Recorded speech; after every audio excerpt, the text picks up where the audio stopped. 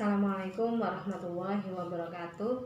Kita lanjutkan pembahasan kita, masih dalam pembahasan mengenai konkursus.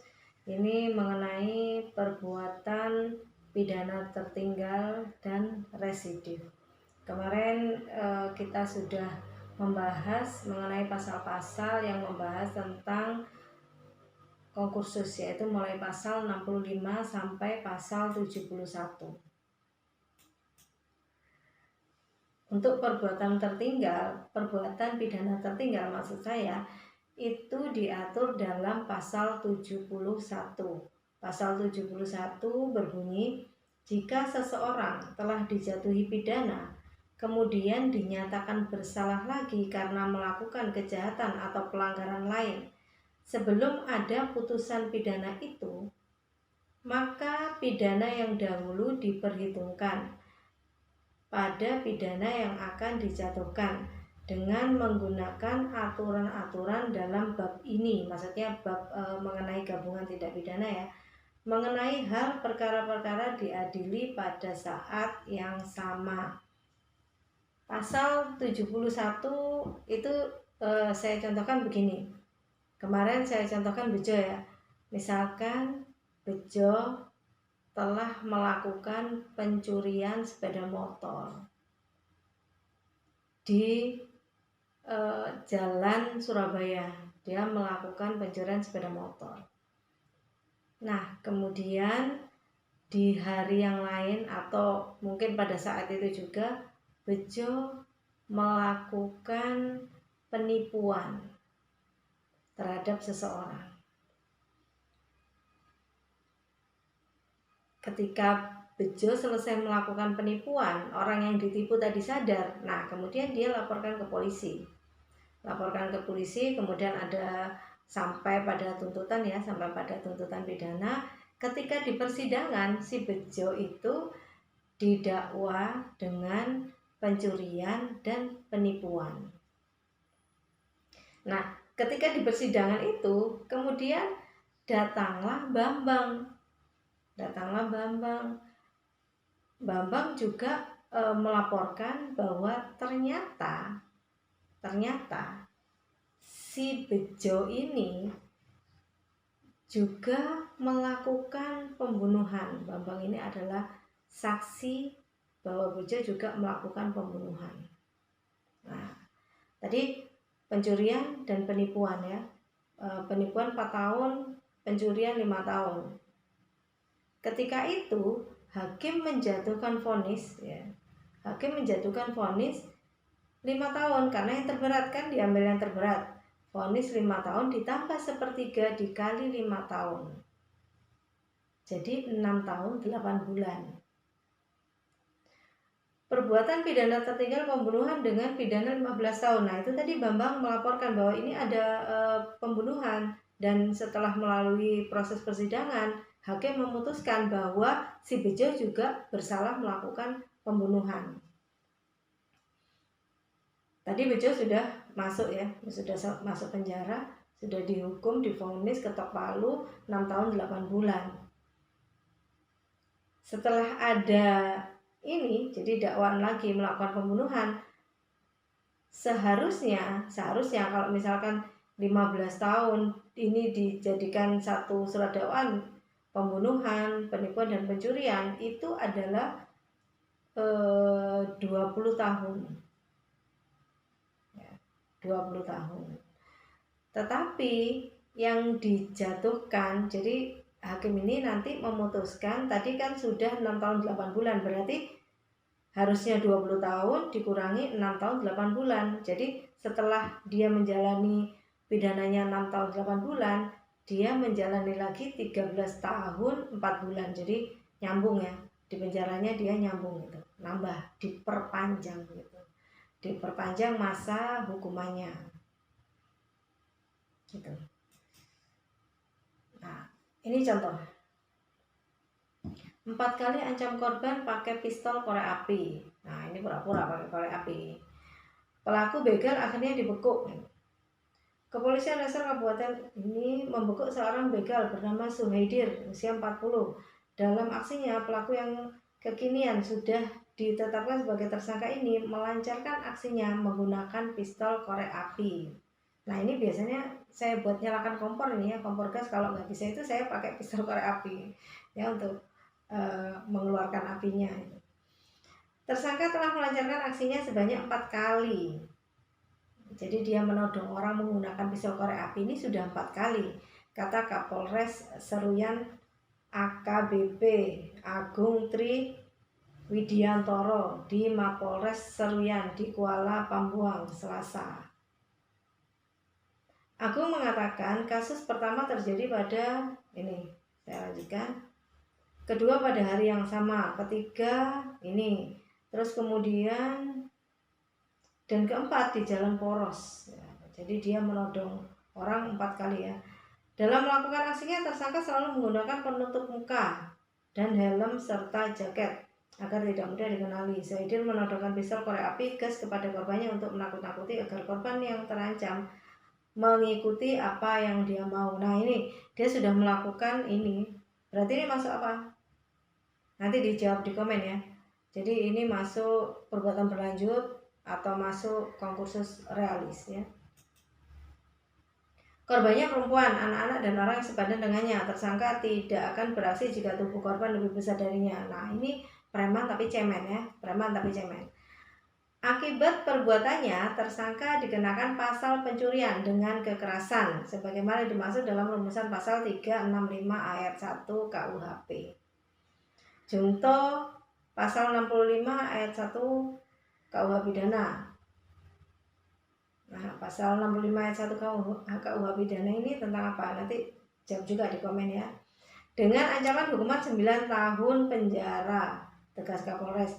Ia menambahkan tersangka merupakan residif kasus pidana sebanyak 3 kali. Nah, ini dia residif juga. Jadi dia konkursus, dia residif. Ternyata dia orang ini Zuhaidir ini bakat ya, punya bakat. Bakatnya bukan terpendam ya, tapi sudah tereksplor bakatnya untuk menjadi penjahat ini ya, residif. Tersangka merupakan residif kasus pidana sebanyak 3 kali. Pertama 2013 tindak pidana pencurian bibit sawit, vonis 4 bulan penjara. Kemudian yang kedua 2015 tindak pidana penggelapan pupuk, vonis 18 bulan. Ketiga tahun 2017 tindak pidana curanmor, vonis 24 bulan. Wah, benar-benar berbakat dia ya. Nah, ini nanti kalian jawab di komen ini masuk apa gitu ya, konkursus realis atau konkursus idealis. Kemudian ini ada residif juga, nanti ya, ini akan kita bahas juga tentang residif ya. Nah, residif pengulangan tindak pidana. Perbedaan umum antara konkursus dan residif adalah bahwa kalau konkursus itu belum ada putusan hakim. Jadi beberapa tindak pidana yang telah dilakukan itu berada dalam satu surat dakwaan. Itu kalau konkursus. Berbeda dengan residif. Kalau residif itu sudah ada, dia mengulangi tindak pidana setelah ada putusan hakim. Nah ini residif atau pengulangan terjadi apabila seseorang yang melakukan suatu tindak pidana dan telah dijatuhi pidana dengan putusan hakim yang telah mempunyai kekuatan hukum tetap. Jadi sudah divonis oleh hakim, sudah ketok palu hakim ya, atau inkrah van gewisde.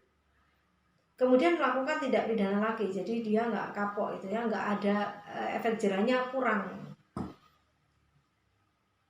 Residif diatur dalam pasal 486 sampai pasal 488. Residif ada 3 macam.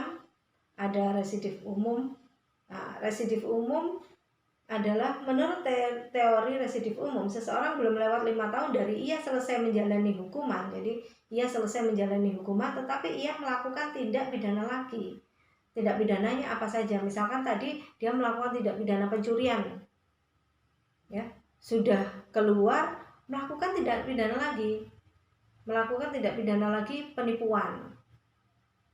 Nanti ketok palu keluar lagi melakukan tindak pidana yang lain lagi. Nah itu tadi, dia menyalurkan bakat dia yang terpendam ya, bakat menjadi seorang penjahat ini.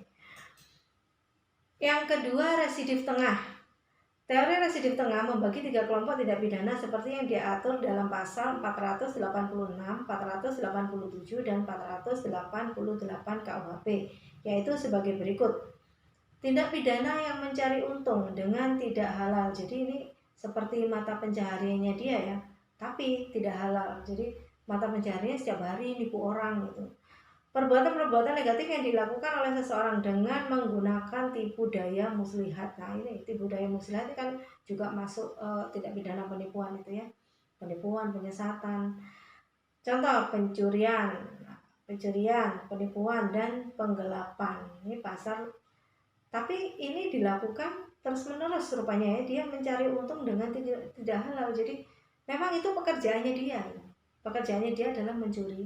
Ada ya sekarang mata pencaharian mencuri, kemudian menipu dan penggelapan.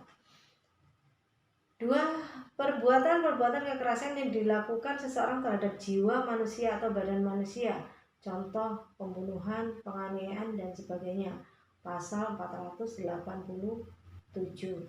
Yang ketiga, sejumlah kejahatan yang terdiri atas berbagai kejahatan yang pada hakikatnya sama sifatnya, mengandung suatu penghinaan. Pasal 488. Jadi menurut residif tengah, yang melakukan tindak pidana pengulangannya itu dalam satu golongan. Dan KUHP menganut residif ini. Nah, KUHP kita menganut residif ini, residif yang tengah ini.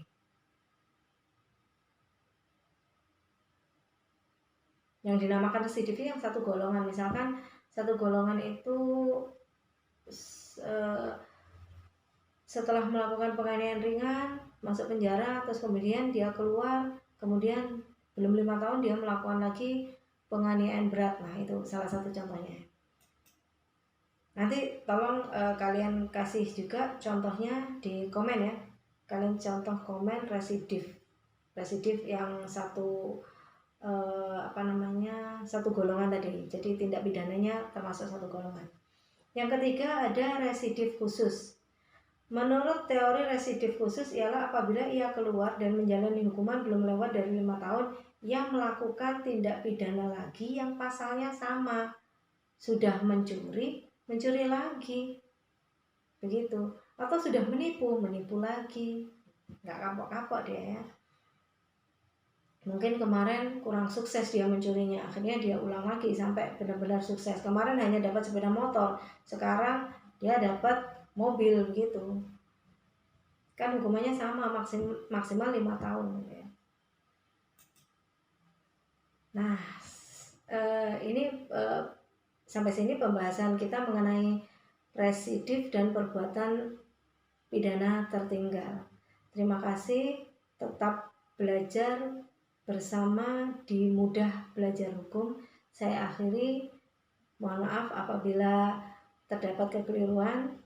Silakan untuk memberikan masukan di komen. Jangan lupa pula untuk like, komen, subscribe, dan share. Assalamualaikum warahmatullahi wabarakatuh.